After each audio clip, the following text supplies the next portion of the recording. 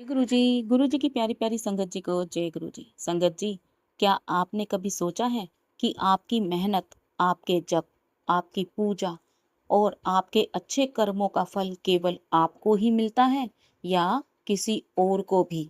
चलिए जानते हैं। श्री शिव महापुराण की विद्वेश्वर संहिता में एक ऐसा रहस्य बताया गया है जिसे जानकर शायद आप भी चौंक जाएं।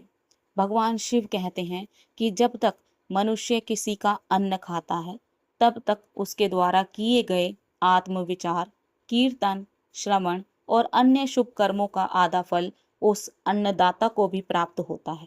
यही कारण है कि हमारे सनातन धर्म में अन्न को ब्रह्म कहा गया है। अन्न केवल शरीर का पालन नहीं करता, बल्कि हमारे कर्मों से भी जुड़ जाता है।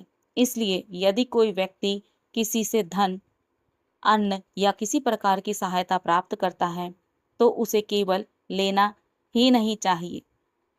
शिव जी कहते हैं कि उसे समय समय पर अपनी सामर्थ्य के अनुसार उसका कुछ भाग दीन दुखियों और जरूरतमंदों को दान करते रहना चाहिए। यदि ऐसा नहीं किया जाता तो मनुष्य कर्मों के बंधन में बंध जाता है।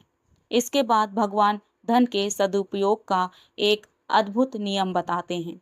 वे कहते हैं कि मनुष्य को अपने अर्जित धन को 3 भागों में विभाजित करना चाहिए।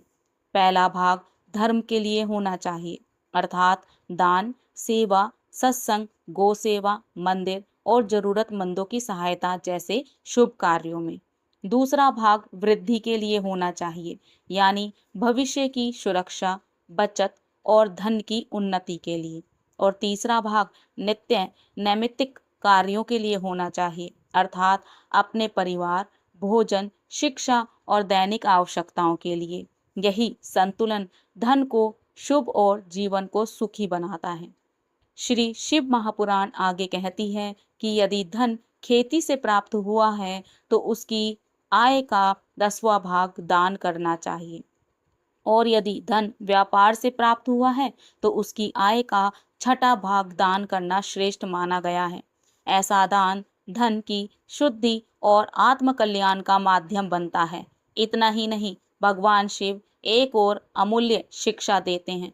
वे कहते हैं, यदि कोई याचक आपके द्वार पर आए तो उसे अपनी सामर्थ्य के अनुसार कभी खाली हाथ नहीं लौटाना चाहिए, और यदि संभव हो तो किसी के मांगने से पहले आगे बढ़कर उसको दान देना चाहिए। वही श्रेष्ठ माना गया है। इसलिए धन की वास्तविक महिमा उसे इकट्ठा करने में नहीं, बल्कि धर्म, दान और सदुपयोग करने में भी है। जय गुरु।